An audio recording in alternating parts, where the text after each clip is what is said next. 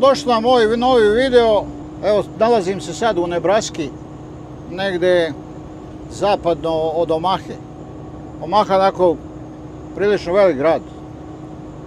Nebraska ko Nebraska, ona je sva ravnica, ima dosta poljoprivrede, ima dosta i ovih pustara, nekih šumetina i tako, ali ima dosta plodnog tla. Znači, sve ovamo kukuruz, ovo, zeleniš, a danas neki vjetar duva, to je baš onako onaj suvi, a temperatura, nemam pojma, negdje 33, možda 34 stepena Celzijusa, tako da je prilično vruća. Ja sam izišao na truck stop tamo da se okupam pilotom. Kad sam izišao van, ja sam imao osjećaj da sam u loncu da me kuva. Vetar duva ovako baš nenormalno, a temperature 33, 34, koliko li je već, kad se preračuna u Celzijus. Tako da je baš tako dan onako gadan. Ali baš gledam, duva ko sred zime, traka, samo ga ovako ljulja. Ali na toplo, čisto, nema nigde oblačka. Ali to ti je ta Nebraska, tu uvijek imaju nekakve ta kretanja vazduša, kao Minnesota, Dakota, Nebraska, to su te ravnice puste. Ovaj video ću početi ovako, malo sam počeo u stvari negdje gdje se nalazim. Do sad ja mislim da ja nikad nisam komentarisao vaše komentare. Ja to obično stavim srculence ili nešto prokomentarišem. Ako je neki negativan komentar, ja ga odgovorim, da pojasnim, možda čovjek nije dobro razumio. Obično niko ne ulazi u polemiku, to neko bubne, onako, znaš, napiše i više to nikad i ne pročita. Ja sam tako bar dobio nekakav dojam da to niko živ ne čita te moje odgovore. Čast izuzecima, jeli? Pazite, ovi ti odgovori i ta tekstovi, ja to mogu da zabranim. Mnoge ove, recimo, televizije, N1, OAS, šta ja znam, RTS i te neke razni ti što se bave politikom, oni obično zabranjuju jer ima tu neugodnih, puno psovanja, on to neće i on jednostavno zabrane komentare. Ja sam dozvolio komentare da bi ja mogao taj moj kanal da usmjeravam u nekom smjeru, jer svaki vaš komentar meni dobro dođe da se koriguje. Možda sam negdje pogrešio, možda sam nešto dobro napravio. Uglavnom, po tim nekim vašim komentarima ja to tako i vladam se. Ili se negdje ispravim, ili negdje ovo. Sad zadnji neko 2 videa sam snimao i dobio sam dojam da vi ne razumijete ja imam dosta u mojim riječima sarkazma. Ali ja imam ozbiljnu facu, ja kad pričam i neki sarkazam ili humor ili ja sam uvijek ozbiljan. Ja u principu ne kleberim se ovdje, ne pravim neke grimase, da glumatam, glumim, ja to ne radim.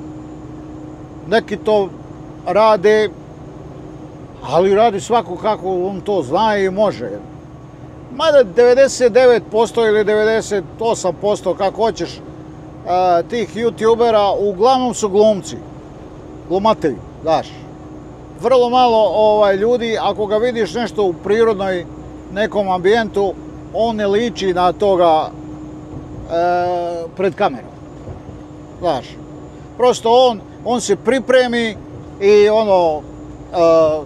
šta će da kaže, svojih 5, 10, 15 minuta i on sjecka, znaš. Pritisne, op, pritisne, kraj. Onda opet smisli nešto, 95% ovdje, ja sigurno možem reći, youtubera ne zna da sastavi, da razgovara normalno sat vremena. To ja vidim po njihovoj retorici, po njihovom dikciji, po njihovoj po svemu tome što oni i po njihovom znanju, kulturi znanja, kulturi njihovog čitanja, neke enciklopedijske podatke, to su ljudi uglavnom truba. To sam vidio, znaš. Sad znam ja, tu će se naći neki, tu će opet biti ovih, jer ti koji imaju tako dosta tih pratioca, oni imaju i neke koriste idiote koji idu tako, ako nešto onda oni to čiste, botuju, ovo ono, šta ja znam. Ali to je uglavnom, ja sam razgovarao sa nekim većim youtuberama, ovako u nekom privatnom aranžmanu, od kojih sam tražio nekakve savjet kako to otprilike oni rade oko neke tehničke stvari, i to su mi rekli ljudi da praktički ovo što ja pričam to potvrđuje moje razmišljanje. Ja imam nekoliko sam ljudi sreo, možda 10-15, koji prate moj video, oni znaju ovdje, vjerojatno mogu i da potvrde tekstom, da ja sam bukvalno isti čovjek ovdje, što ga vi vidite, i onaj što s vama sjedi negdje u kafani i pije pivo. Nema nikakve razlike. Možda sam malo u toj kafani da pijemo pivo, možda malo više sam zbog ambijenta vjerojatno opušteniji, pa još mogu da kažem nešto što ovdje ne bi trebao da kažem ili neću da kažem.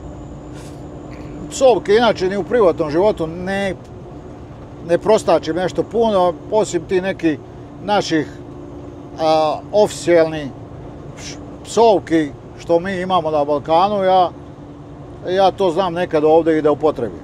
To je to, otprilike tako. Sad ova dva zadnja ta videa, oni su meni dali da bi ja trebao bar jednom, godinu dana, 2 godine, šta ja znam, da ja prokomentarišem te komentare, i ja ću sad to da posvetim cijeli video tome. Šta bi ja tu rekao oko toga, a da nikog, ne bi stvarno nikog da ne vređam, znaš, mislim, nemam ni razloga da vređam. Ljudi su se i ogradili, a kao ja tebe gledam, onda me dobro iskritikuje, znaš. To je onako, znaš, fino, dobar dan, pa me onda namaže, znaš.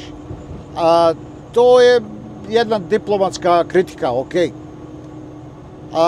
Ali ja sam tu našao, a imam i ja pravo na svoju sujetu, kao što nema čovjek koji nema sujete, pa sam vjerojatno i ja takav.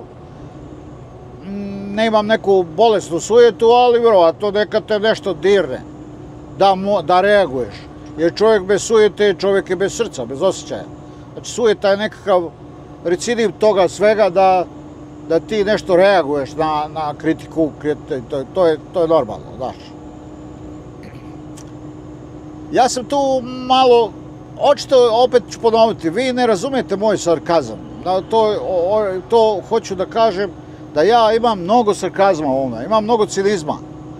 Jer ja sam čovjek koji ne vjerujem baš sve. Kad analitiku radim, ja idem totalno sa svojim razmišljanjem, bez ikakvih šta je ono pisalo na televizija, je li ono tamo pisalo neka novina, ja tome ništa ne vjerujem. Ja sve to stavljam kroz neki filter. I ovdje komentarišem to kao moj autentični komentar ili moje autentično razmišljanje koje prenosim oralno. To je ono što vi možete da vidite na mojim videima. Znači, ja sam posebno na zadnjem videu sam komentarisao o vozačima, ovima Meksikancima, ovo ono. Vidim da me je namazalo govnima nekoliko vas, pa je to meni izazvalo neku reakciju da vi mene očito ne razumete. Ja nemam nikako podoštavanje prema što vi ovdje komentarišete prema Meksikancima ili Špancima, ili nemam nikakvo podoštavanje. Jedan me kritikovao da ja podoštavam svaki video, kaže, da ja svaki video podoštavam ljude iz Bosne. Otkud tebi to, ja ne znam. Ja sam nešto i gledao malo par videa, rekao, možda sam ja nešto stvarno rekao na ljude. Ma da ja Bosnu spomenem samo u nekom kontekstu bivše Jugoslavije. Ja u tu zemlju nisam odlazio nešto mnogo, nisam tamo živio, nisam se družio sa tim ljudima tamo na Balkanu. Ne radim to ni ovdje. Tako da ja zaista ne znam nešto mnogo, ali vidim po ovim pregledima koliko me odakle prati, da me ne prati ljudi puno iz Bosne, pa ja puno i ne komentarišem tu državu, jeli? Jer vidim da nemam puno tih ljudi koji me prate iz Bosne. Mene uglavnom prate ljudi iz Hrvatske, Srbije i sad sve više iz Amerike. Sad u Americi vjerojatno Bosanaca ima mnogo. Ne znam koliko, 100-tinjak, 200.000, koliko ih je došlo ovdje posle ovih ratova. I vjerovatno je to u tom američkom kontekstu mene prate ljudi iz Bosne. Pretpostavljam da je tako. A samo Bosna nema mnogo da piše Bosna i Hercegovina i sad toliko ima ljudi koji me gledaju. Znači, i onda ja... A zašto? Zato što ja, recimo, njima vjerojatno moj video ni ne usmjerava taj logaritam, jer ja ne spominjem njih. To je robotika. Jer ti dok spominješ neke države, taj logaritam, ja sam pitao čovjeka koji radi u Google, u ovome IT čovjek, stručnjak koji radi u Google, on mi je to objasnio.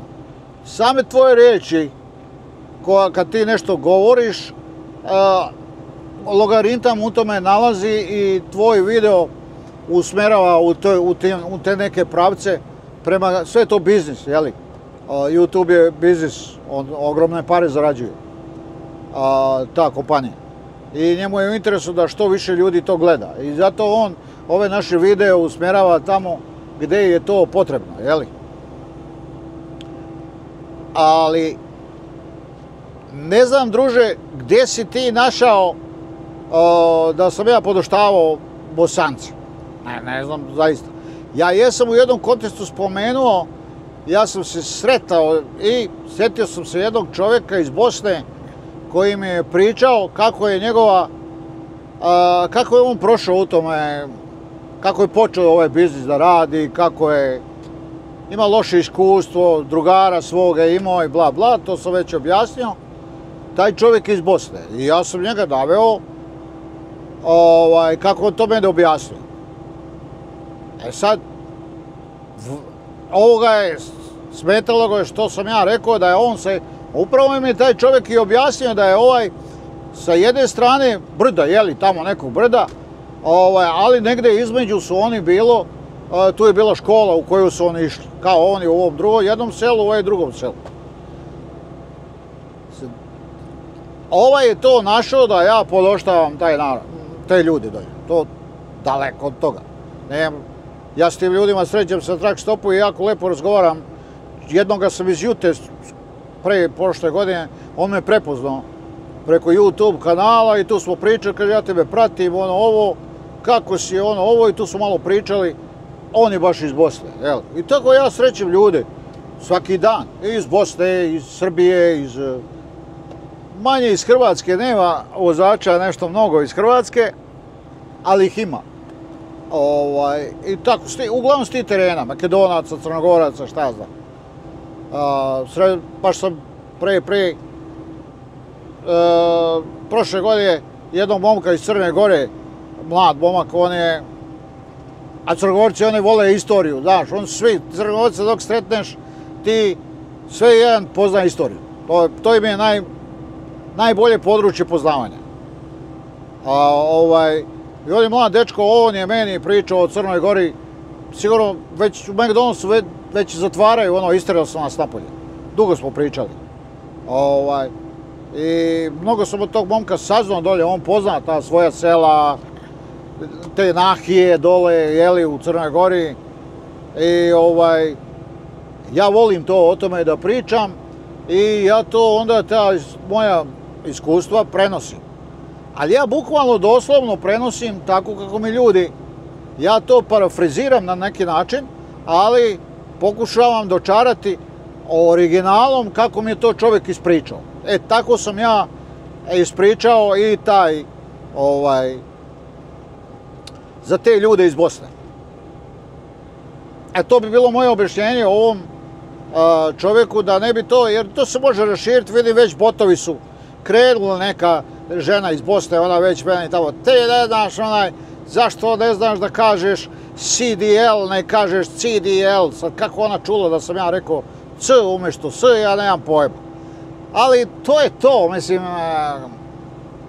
sad ona zna to bolje nego ja kako se to zove. Obično ti koji vole da pametuju, oni nađu neku tačkicu gdje će da te vređa ili da ti povredi sujetu ili šta ja znam. Ali dobro je, samo vi komentarišite, meni je to dobro, samo vi mažite koliko hoćete, jer to vaši komentari na neki način prave širi krug gledanja. Što više komentara, dobrih, ružnih, nema veze. Imaš ti youtubere koji izazivaju svađu samo da bi vas vređaju lično, ljude koji gledate, vređaju vas da bi vi izazvali sujetu i da vi komentarišete. Jer prije ćete vi komentarišati kad vas neko vređa, nego kad neko onako priča lijepo i kaže, ok, nema ja tu šta komentarisati. Ali kad ti neko povredi sujetu, onda ide 100 komentara. To ljudi određeni rade namjerno, ali ja to ne radim. Ja sam 2 godine nisam komentarisao komentare. Opšte, ja to uglavnom pokušavam onako pristojno da uvažim svakoga i svakom nešto zabilježim, like, ovo i to. Uradim da bi ispoštovao te ljude koji komentarišu. I ja to i uvažavam. I one koji loše komentarišu. Ti koji su komentarisao da ja Bosance podoštavam vamo tamo, to ja to ne pričam iz ljutnje prema tebi, nego čisto da bi ovi drugi ljudi ne bi shvatili da je to da ja to nešto iz nekih svojih sujeta ili ne daj Bože mržnje ili nečega pominjem taj narod. Ne, daleko od toga. Ja od malena sam oduvijek volio viceve najviše o Muji Hasi. To su vicevi koji su obilježili moju mladost. I najviše tih viceva sam ja slušao. A slušao sam i upravo od Bosanaca. Bosanci su mi to najbolje ispričali. Jer oni imaju taj language svoj specifičan na kom oni znaju dočarati to original tog Muju Hasu. Ja da to ispričam taj vic, ja ga ne bi znao ispričati i ne bi bio smiješan. Nego kad ga ispriča neki čovjek iz Bosne. Jer on to zna, ima taj tempo, ima tu boju glasa, ima sve to što je potrebno da bude smiješno, jel? A cilj je vica da nasmije čovjeka. A ne da sad mi nekoga...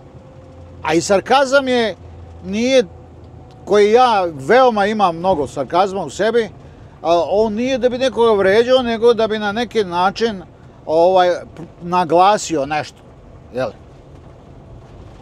Neke negativnosti ili pozitivnosti ili tako dalje i tako dalje.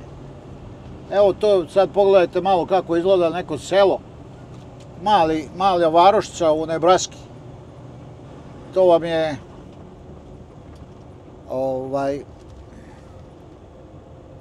to bi jedna mala varošica, šta ja znam, od 100-150 metara dužine, najviše pola kilometra.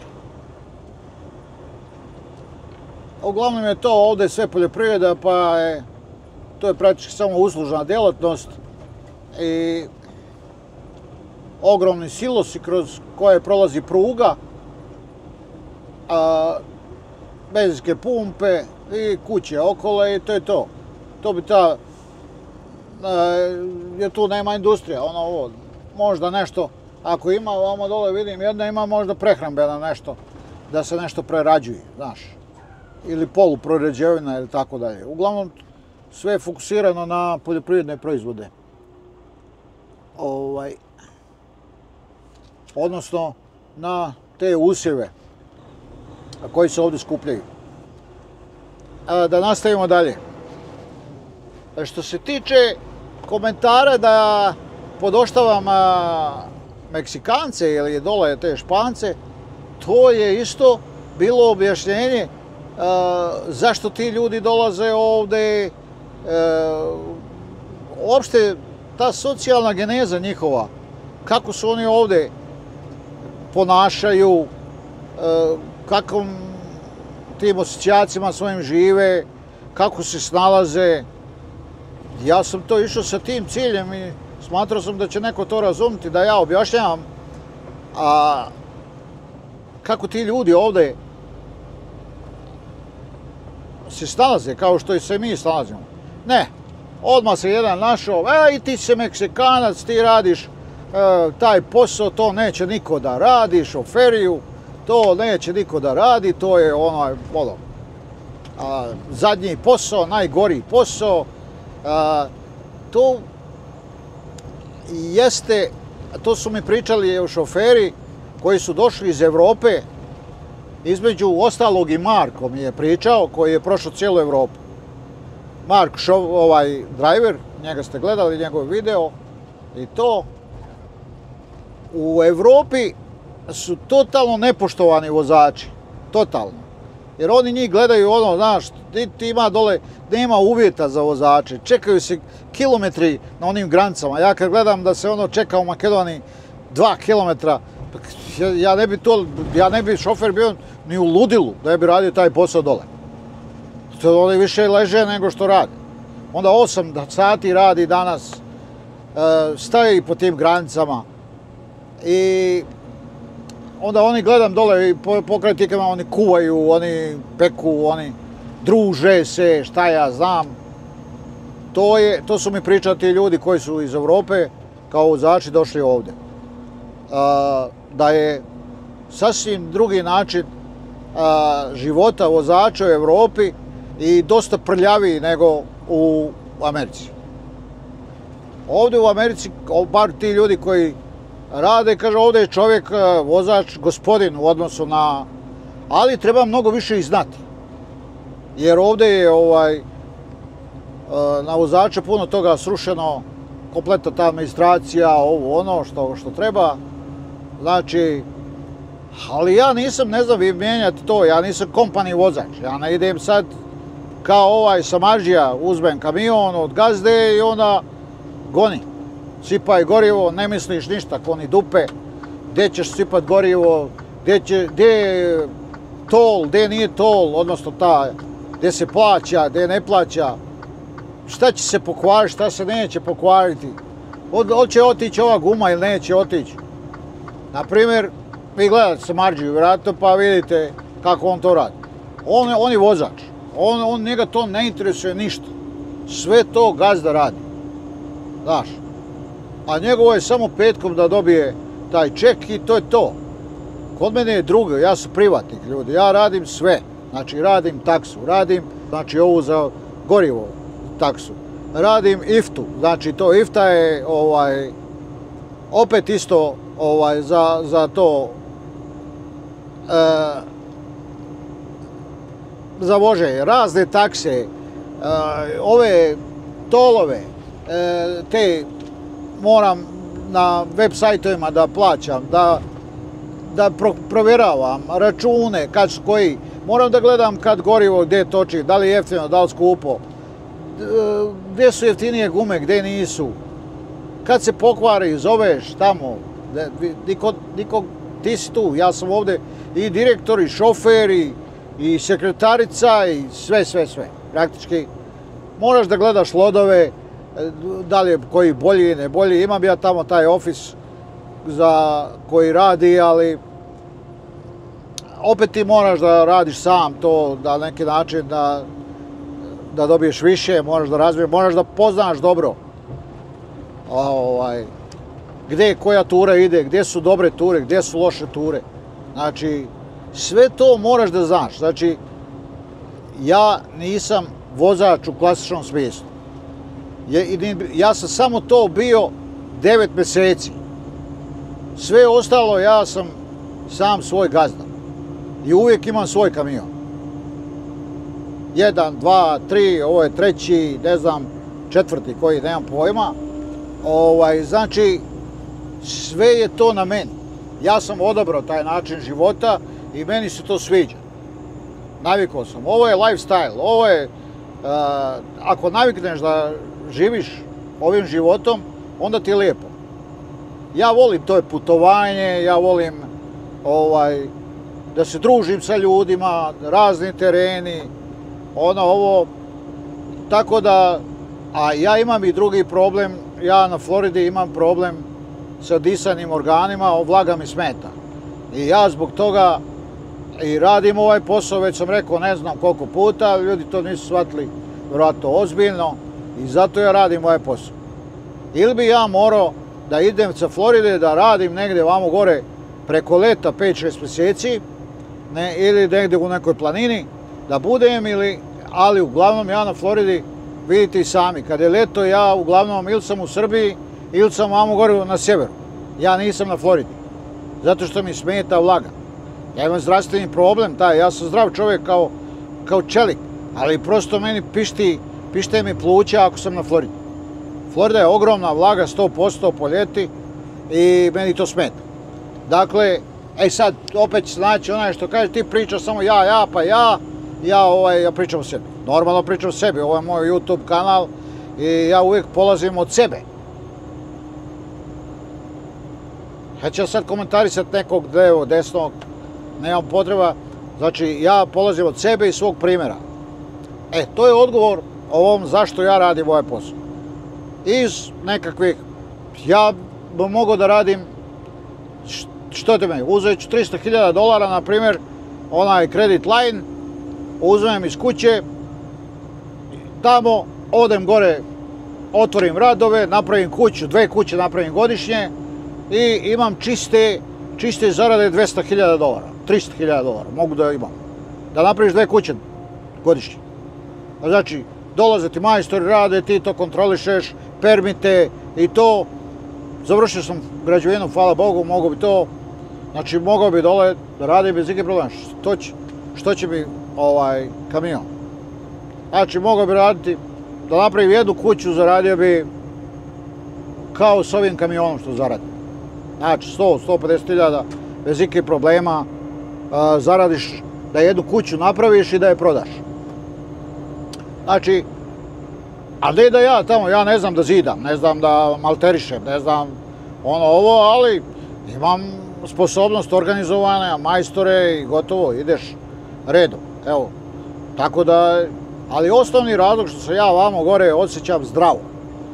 I to je to, ja to volim da radim i iz tog razloga što mi je i potreba i zdravstvena i mentalna potreba.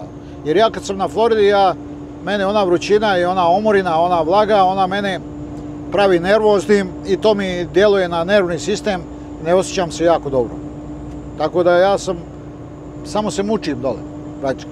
Sad će neko reći zašto ja nisam odselio, pa nisam, zato što je porodica dole i svi su se dole snašli i to šta ću ja sad, da dižem porodicu i da idem odatle i da selim na sjever. Glupo mi je. Onda ima ovaj način koji mi je kompromis na neki način. To bi bilo to. Što se tiče tih odgovora, jeli? Odgovorio sam, mislim, većinom. Ima tu još možda, bih htio da odgovorim na neko je rekao da, pitao me za razne te youtubere, to je bilo i meni i pre, Nemojte mene pitati o tim youtuberima. Ja niti kakve te videe gledam, niti ja gledam videe, uglavnom ja gledam onoga Mutu Trakera. On ima te nove informacije, pa uvijek nešto čuješ od njega. I neke još gledam, i uglavnom gledam youtubere ove koji su bili nekada bivši direktori neki ili neki agent CIA ili šta ja znam, možda tamo radili u tim službama. Sad oni to su stari ljudi, penzioneri, i on vole da pričaju o tim nekim 80-ih godinama, šta su oni radili u Evropi, kako su te peršinge postravljali, te nuklearke, on to pričaju otvoreno o tome. I to je meni interesantno, zato što sam ja tih godina volio o tome da čitam, a nije se ništa znalo. Sad se to ljudi otvoreno pričaju.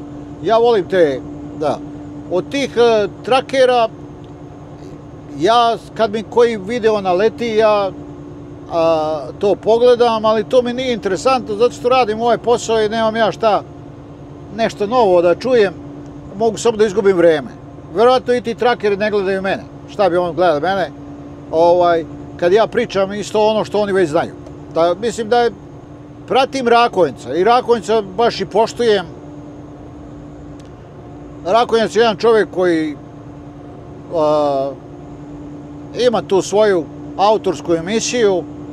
On ima, dovodi te, nekad naleti na te ljude s kojima pravi te intervjue, interesantne, i on se kreće u tom krugu.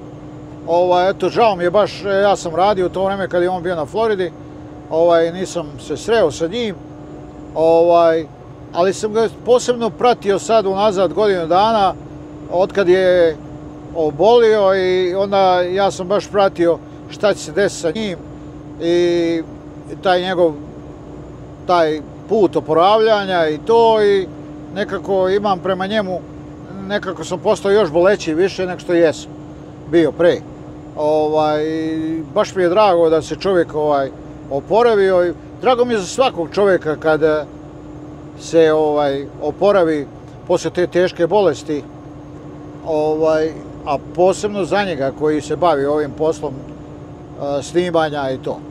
I ja dosta od njega, on pozna jako dobro kamere, i on se bavio tim tamo u Srbiji, snimanjem tih svadbi, sahrana, raznih zezanja, i on pozna jako dobro kamere, i kad on priča o kamerama, ja to onda gledam šta bi ja mogao ja sam zato i kupio ovu DJI 3 kameru. Sad će ova što tamo radi u Vešeraju lektorka, pa će reći nije DJI nego aj.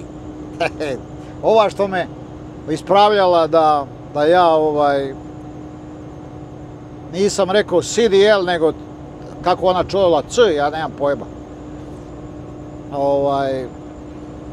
Možda radi negdje sigurno u Vešeraju, pa joj velika buka, pa joj od S se vjerojatno, a ja imam problem S i C izgovarati od kad sam stavio ove donje zube. I mislim da to su navlake, ne zubi. Mislim da mi je napravio malo veće navlake dole, i od tada imam taj govorni problem između S i C. Nemam kad izražajno pričam, ali kad to na brzinu preletim, onda mi ne možeš razaznati šta je S i C. Ali eto, ova je dobro to čula, da ja nisam rekao nešto dobro. Dobro, nekad tako i treba. I hvala što me ispravljaš, jeli? Tako da je to, sam otprilike vama odgovorio i kroz jednu priču. Planiram da napravim jedan video o Amišima, i jedan video planiram, umro bi jedan dobar prijatelj, odnosno poznanik, kog sam ovdje upoznao u Americi, ali prije 25-6 godina. Umro je, prilično je mlad, naglo je umro, i da ispričam tu njegovu taj put liječenja njegov i kroz kakvu je golgotu prošao vezano za američki zdravstveni sistem. Mislim da to posvetit ću njemu i zaslužio je posvetiti tu cijelu emisiju njemu, da ja sam razočaran kroz koji put je on prošao. Da je to sve išlo kako treba, možda bi bio živ danas.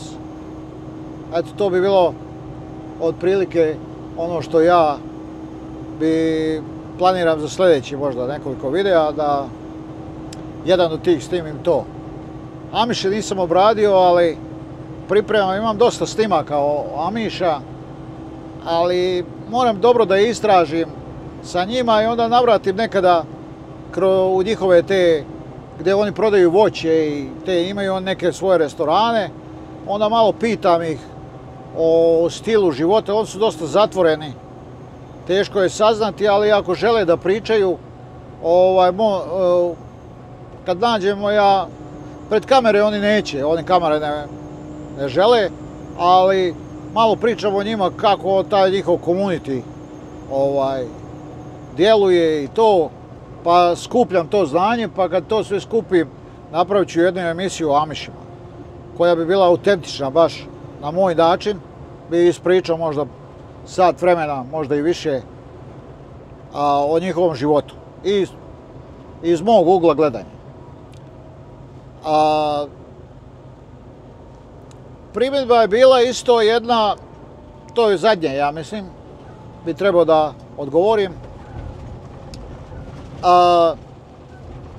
Neko me je kritikovao da ja puno pričam o svojoj djeci, o kako su uspješni ili neuspješni, već kako, jeli, nebitno. Evo, to moj će odgovor, jeli, da to nije kao u redu, znaš, da pričamo o sebi, valjda, i to nije u redu. A ne znam šta je onda u redu, o čemu bi ja pričao. Ja imam jedan princip. Kad sam otvorio ovaj YouTube kanal, to je bio princip da ja neću da pravim reality od moje porodice. Znači, žena, djeca, unučad, bogovi, vragovi, sve što mi je u familiji, ja to prosto ne pričam o tome. Koliko imam braće, koliko sestara, koliko ovo, koliko ono, to je nebitno. Članovi familije, nebitno. Pred kameru nikoga od njih nisam stavio. Možda ako se neko slučajno proletio kroz kadar, to da.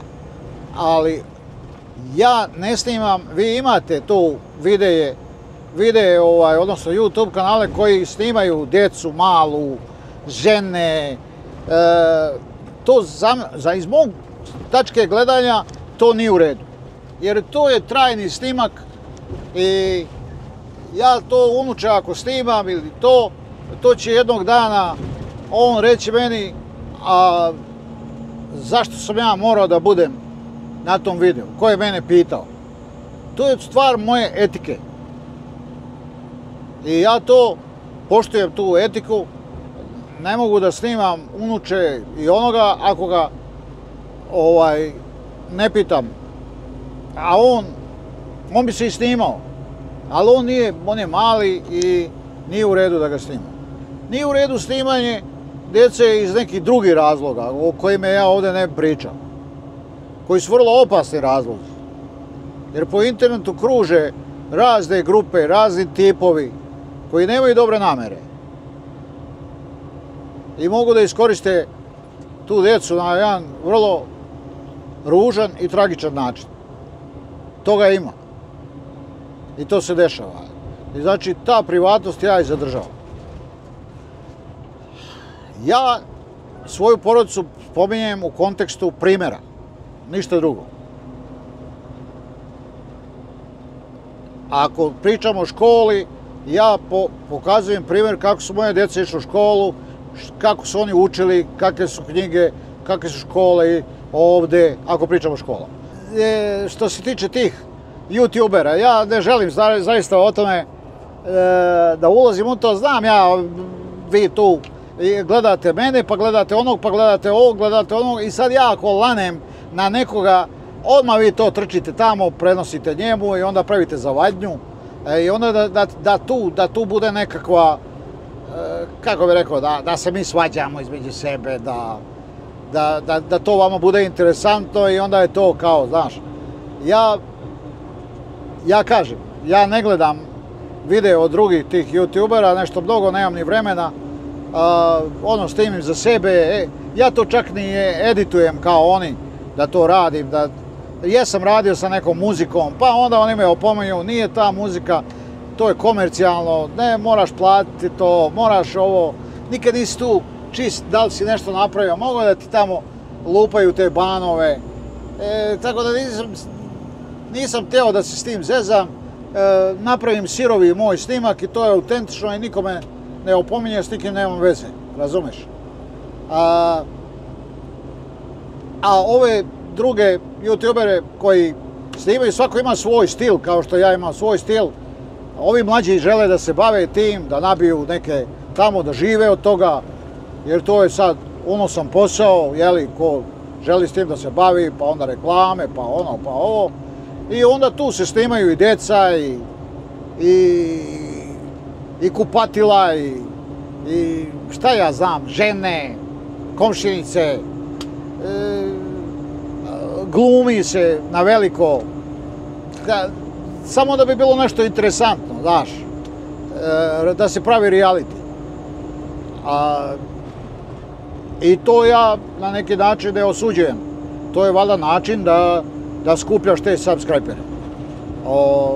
Ja ne idem za tim, prosto, i ne želim da se s nekim kompromitujem zbog toga.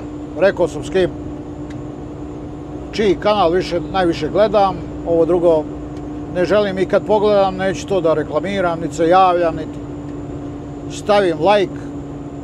Ima ovih puno naših kanala, ja preletim ako ga vidim, ja ga i ne gledam, ali stavim like, eto, tako da da moje učešće čovjeku da mu pomogne na taj način, da mu stavim like. Na kraju krajeva ni ti youtubera se niko ne javlja na moj video. Niti ko šta komentariše, niti ko dolazi, niti me ko cima. I onda zašto bi ja inače nisam nametljiv čovjek, ne želim da se namećem na neko ko ima više od mene tih nekih pratioca, da sad on mene reklamira nešto, da zove svoje pratioce pa da prate mene, ali to vidim da rade između sebe. Rade tako ljudi, ja to ne radim i ja idem ovim putem, sam radim, sam pao, sam se ubio, što bi rekli. Da. To bi bilo to otprilike, tako da nema drame, nema, što rekli onaj Đura na onom iz Sarajeva, nema priče, hoć govore, znaš, to je to. Znači, sve je okej, sve je cool. Ovaj video je bio, znam, možda će neke da povuče, da me kritikuju, neki će možda reći dobro nešto i tako kao na svakom ostalom videu.